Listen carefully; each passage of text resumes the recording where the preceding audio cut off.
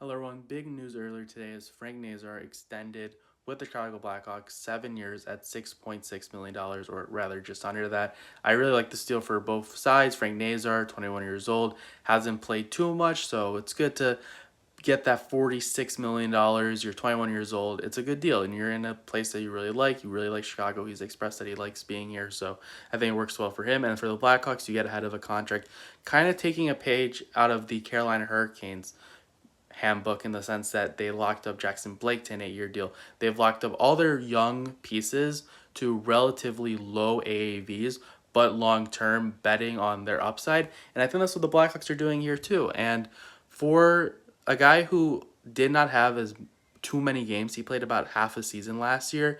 He sure did look the part of a guy who can be one of the building blocks of this Blackhawks core when they are competing for a Stanley Cup. I think it's without a doubt, he's a top six forward in the NHL, and he will be that this year. And I would be very surprised if he doesn't hit at least a floor of being a consistent 50 to 60 point player in the NHL. Again, I like this deal for both sides, especially for the Blackhawks who get a player, they're betting on his upside, and I wouldn't be shocked within 2 or 3 years the Blackhawks look at this deal, and most people look at this deal as one of the bargain contracts in the NHL. And when you signed Alex Vlasic previously on a $4.6 million AAV for 6 years, and now you're signing Nazar for $6.6 million AAV for 7 years, you're going to have Bedard locked up shortly too. We'll see what that extension winds up coming in at.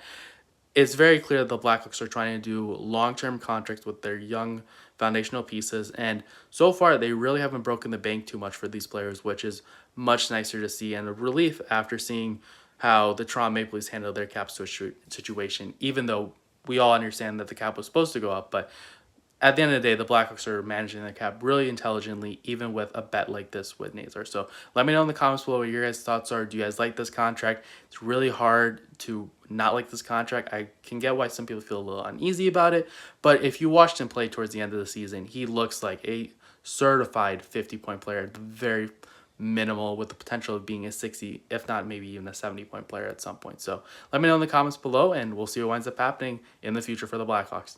See ya.